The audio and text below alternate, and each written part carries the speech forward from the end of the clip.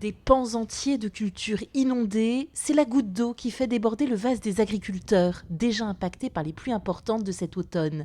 Elles les ont contraints à semer avec un mois de retard. Donc on est dans une situation inédite cette année, avec des pluies qui ont débuté au mois d'octobre et qui ne sont quasiment jamais arrêtées jusqu'au 31 décembre. Et en début janvier, c'est reparti avec 50 mm.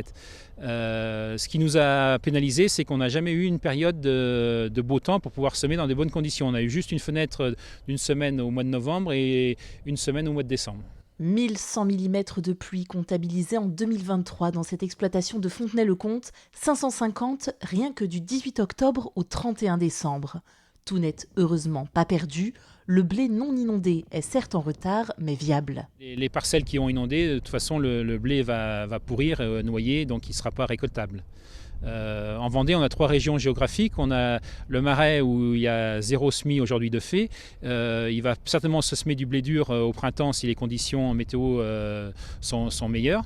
Après, on a la partie plaine qui est à autour de 80% de semés avec des semis de blé dur qui restent à faire.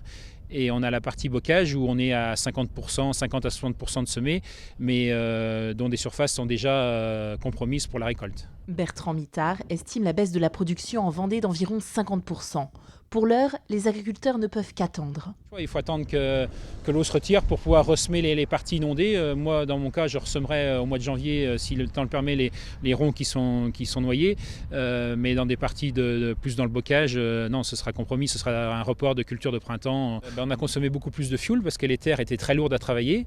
Et ensuite, on aura des répercussions sur les années à venir. Donc, on va être obligé de décompacter les sols parce que les sols ont été tassés par les engins et l'excès d'eau. Autre conséquence, une pénurie de paille à venir pour les agriculteurs et pas de céréales avant juillet.